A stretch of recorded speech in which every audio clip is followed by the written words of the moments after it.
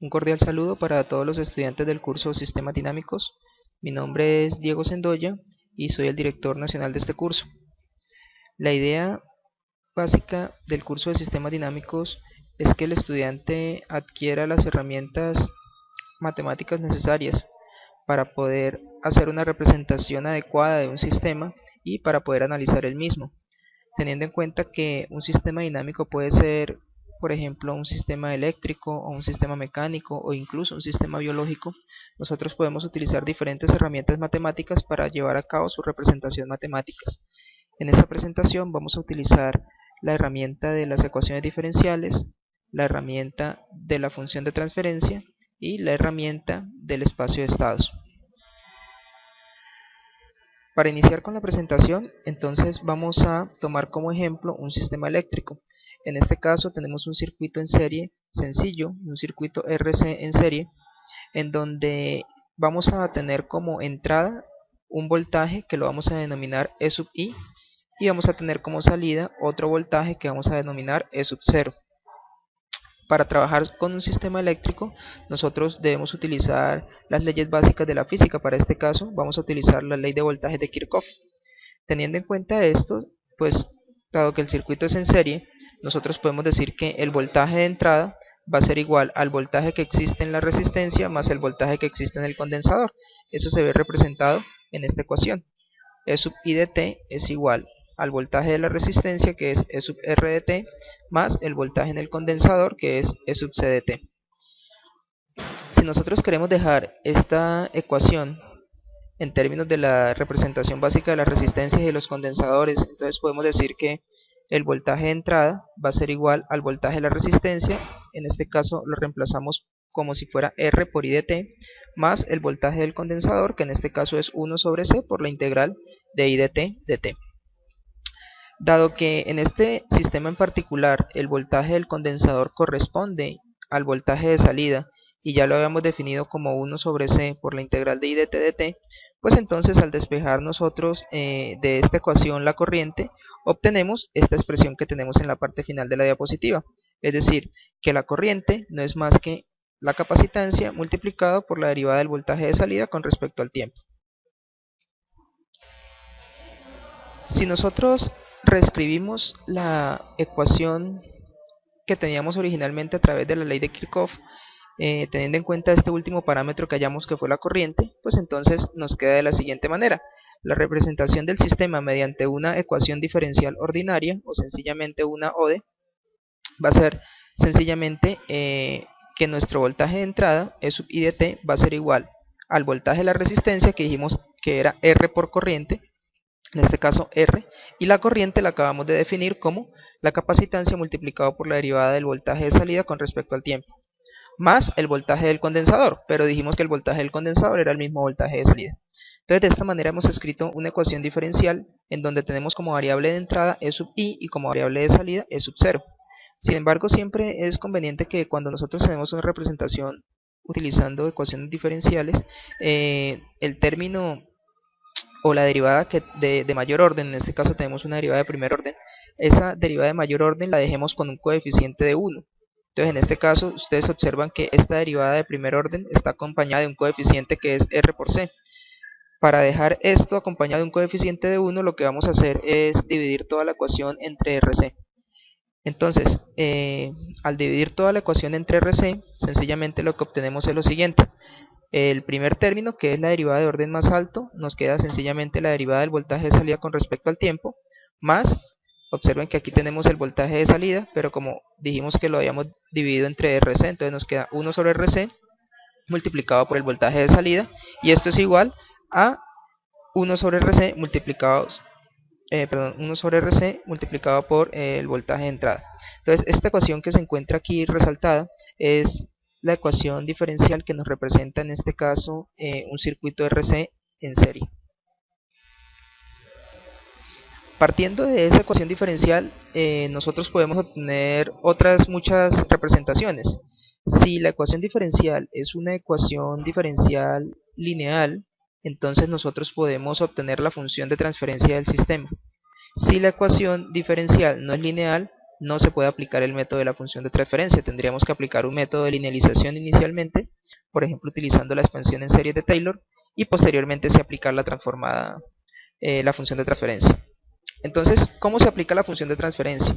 Partiendo, como les decía anteriormente, de la ecuación diferencial, la función de transferencia la vamos a encontrar aplicándole a esa ecuación diferencial la transformada de Laplace, y teniendo en cuenta que la transformada de Laplace, en el momento en que se la aplicamos, vamos a tener en cuenta que las condiciones iniciales van a ser 0. Entonces, nuestra ecuación diferencial es la que tenemos acá. La derivada de la salida con respecto al tiempo más 1 sobre c por la salida es igual a 1 sobre rc por la entrada. En este caso, cuando nosotros aplicamos la transformada de Laplace a toda la ecuación, esa transformada de Laplace, teniendo en cuenta que las condiciones iniciales son ceros, se convierte en lo siguiente. Entonces, la transformada de Laplace de la derivada del voltaje de salida se convierte en S por la variable E sub 0 de S, que es la salida, más 1 sobre Rc, que es una constante, y por lo tanto, al aplicar la transformada de Laplace no se ve afectada, por E sub 0 de S en este caso, y es igual a 1 sobre Rc por E sub I de S. Entonces, de esta manera le hemos aplicado la transformada de Laplace a nuestra ecuación diferencial, y hemos tenido en cuenta que las condiciones iniciales son 0. Por eso, en el momento en que nosotros aplicamos la transformada de Laplace a esta derivada, no tenemos ninguna resta de condiciones iniciales. A partir de este punto, lo que nosotros hacemos para encontrar la función de transferencia es encontrar una relación entre la salida y la entrada de nuestro sistema.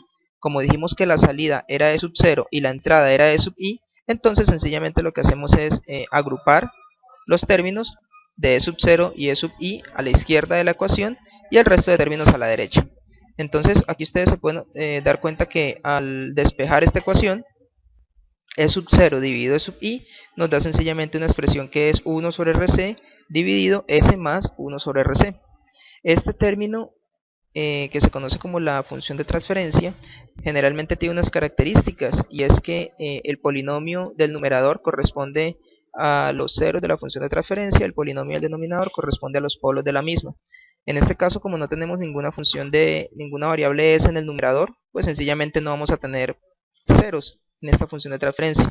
Aquí tenemos una s en el denominador, quiere decir que esta función tiene un polo, y ese polo va a estar ubicado en este caso en menos 1 sobre Rc, que es el valor mediante el cual la s hace que toda la función de transferencia se vuelva infinita. Entonces, esta ecuación que se encuentra resaltada en esta diapositiva es la que ustedes pueden emplear como la función de transferencia del sistema o del circuito RC que vimos originalmente.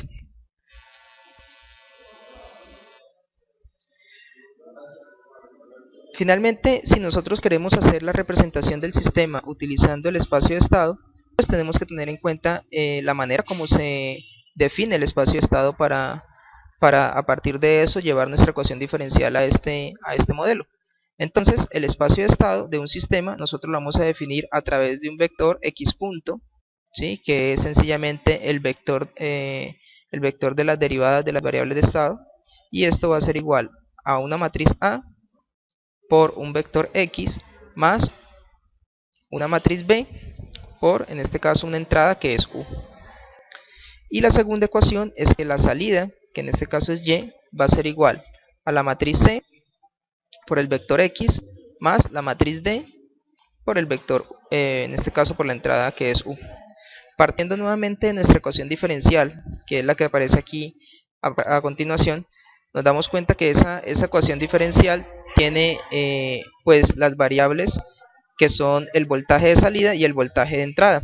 Entonces vamos a tener en cuenta que las ecuaciones diferenciales de primer orden nosotros le sacamos una variable de estado. Las ecuaciones diferenciales de segundo orden le vamos a sacar dos variables de estado.